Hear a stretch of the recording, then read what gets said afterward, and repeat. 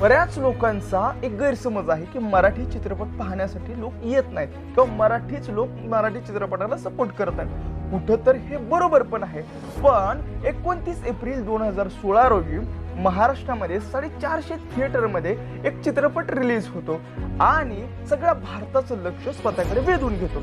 जवळजवळ हा सिनेमा 100 कोटीचा गल्ला पार करणारा मराठी मधला पहिला सिनेमा ठरतो आणि सगळ्या देशाचं लक्ष स्वतःकडे वेधून घेतो। एवढंच नाही तर UAE आणि साऊथ कोरिया सारख्या देशामध्ये सुद्धा हा सिनेमा रिलीज होतो आणि भारताच्या बाहेर रिलीज होणारा पहिला सिनेमा ठरतो आणि तो म्हणजे आपला सैराट। आणि गैरसमज असणाऱ्या सगळ्यांना दाखवून देतो की मराठी चित्रपट पाहण्यासाठी सुद्धा इतक्या संख्येने लोक येऊ शकतात की एक झेंडा जो आहे तो रोवला गेलेला आहे आणि त्या झेंड्याला सलाम आपल्या सर्वांनी केला पाहिजे।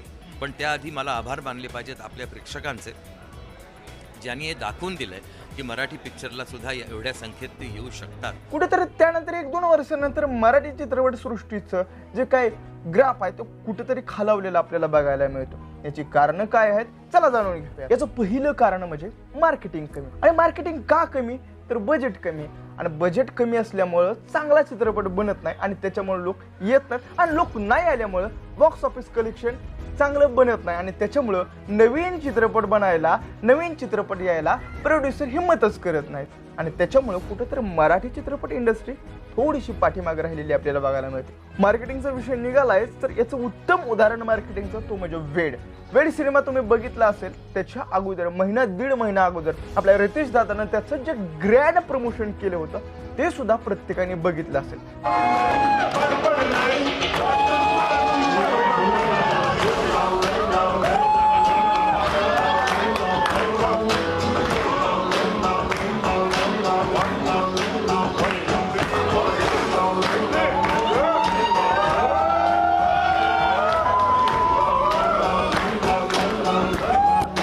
कित्येक दिग्गज कलाकारांना वेड लावलं या गाण्यावरती, त्यानं नाचायला भाग पाडलं आणि कुठेतरी हेच त्याचं ग्रँड प्रमोशनचं एक उत्तम उदाहरण आपल्याला बघायला मिळतं। आणि बॉक्स ऑफिस वरती रिझल्ट तुम्ही बघितलाच आहे। एका साऊथ मधल्या ॲव्हरेज चित्रपटाचा तो रिमेक असून सुद्धा बॉक्स ऑफिस वरती ऑल टाइम ब्लॉकबस्टर ठरणारा वेड सिनेमा ठरतो।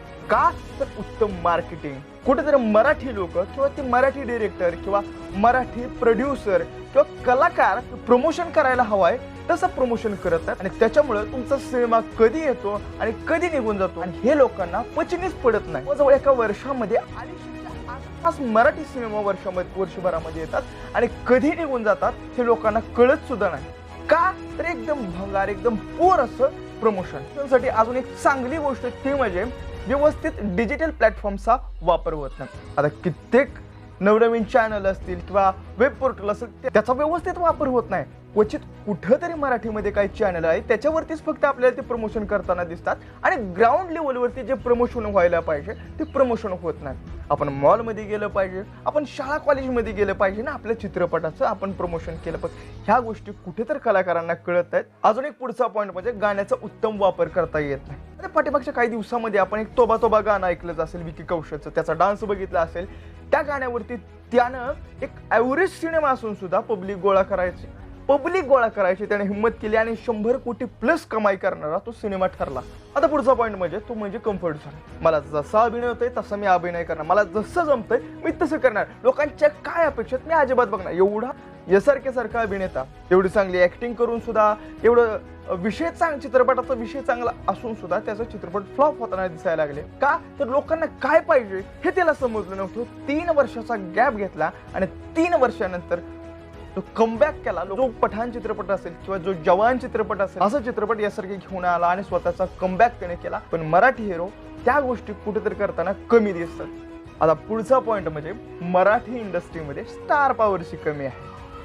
बॉलिवूडमध्ये बघितलं तर सलमान, शाहरुख खान किंवा अमिताभ बच्चन सारखे दिग्गज कलाकार आहेत। कन्नड इंडस्ट्रीमध्ये गेले तर रॉकी भाई सारखा कलाकार आहे किंवा इकडे तेलुगू इंडस्ट्रीमध्ये गेले तर प्रभास सारखा कलाकार आहे। मल्याळम इंडस्ट्रीमध्ये गेले तर मामोती सारखा कलाकार आहेत। पण मराठी इंडस्ट्रीमध्ये कोण आहे?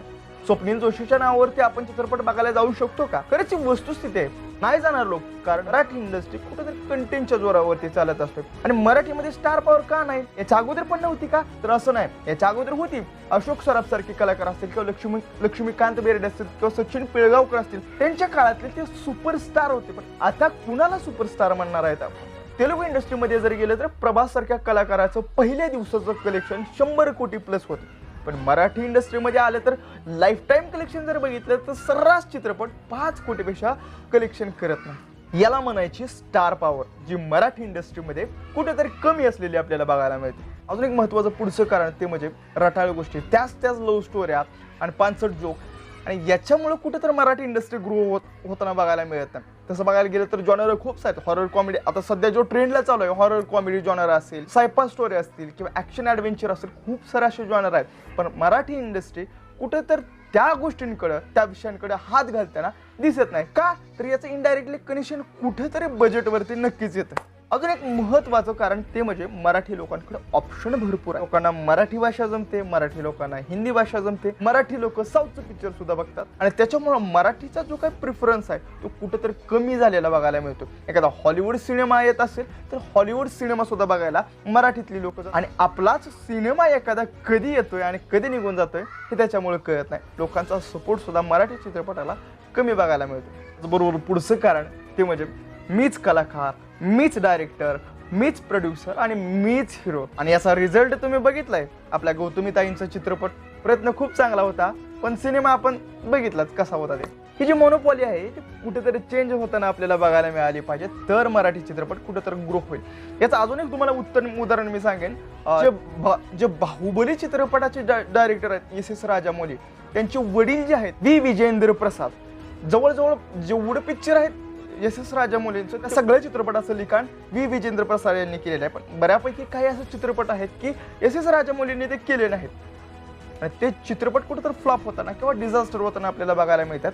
सगळ्यात महत्त्वाची गोष्ट, तुमचा लेखक, त्या लेखकापेक्षा जो तुमचं चित्रपट प्रेझेंट करणार आहे, जो डायरेक्टर आहे, तो चांगला असला पाहिजे, तर चित्रपट चांगला होत असतो. त्यामुळे लिखाण जरी थोडं ॲव्हरेज असला आणि जो प्रेझेंट करणारा जो डायरेक्टर आहे तो जर चांगला असला तर चित्रपट चांगला ग्रँड झालेला आपल्याला बघायला मिळू शकतो. आजकालचा जो सिनेमा आहे कुठेतरी प्रवीण तरडे असतील किंवा नागराज मंजुळे असतील, ते चांगलं प्रमोशन करतात, चांगलं स्ट्रॅटेजी वापरतात, चांगली पब्लिसिटी स्टंट करतात, आणि त्याच्यामुळे त्यांचा सिनेमा हा ग्लोबली रिलीज होताना आपल्याला बघायला मिळतो, आणि जो कलेक्शन आहे तो कलेक्शन सुद्धा चांगलं करताना आपल्याला बघायला मिळतो. थोडासा आजचा हा विषय वेगळा होता. तुम्हाला कसा वाटला? नक्की आवडला असेल हा व्हिडिओ. आवडला असेल तर नक्की लाईक करा, शेअर करा, चॅनलला सबस्क्राईब करा. असून नवनवीन व्हिडिओ तुमच्यापर्यंत आणण्याचा आम्ही प्रयत्न करू.